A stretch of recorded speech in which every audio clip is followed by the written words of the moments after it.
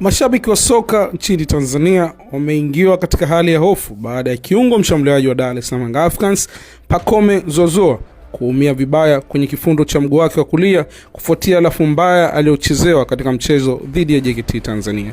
Tukio hilo liliwashtua mashabiki, wachezaji na benchi la ufundi, huku madaktari wakikimbia uwanjani kutoa huduma ya kwanza kutokana na maumivu makali aliyokuwa akiyapata Pacome. Kwa sasa bado haijathibitishwa rasmi ukubwa wa majeraha yake wala muda atakokaa nje ya uwanja. Hata hivyo, mashabiki wengi wanahofu kuwa huenda akakosa baadhi ya mechi muhimu ikiwa majeraha yake yatakuwa makubwa. Pacome ni mmoja wa wachezaji muhimu wa Dar es Salaam Africans na mchango wake katika safu ya ushambuliaji umekuwa mkubwa.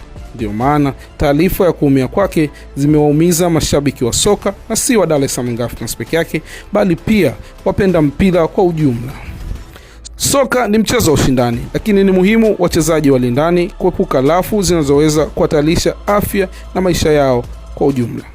Wote tunamwombea Pacome apone haraka na arejee uwanjani akiwa na afya njema. Hii ni LK Plus, mpaka wakati mwingine, asante.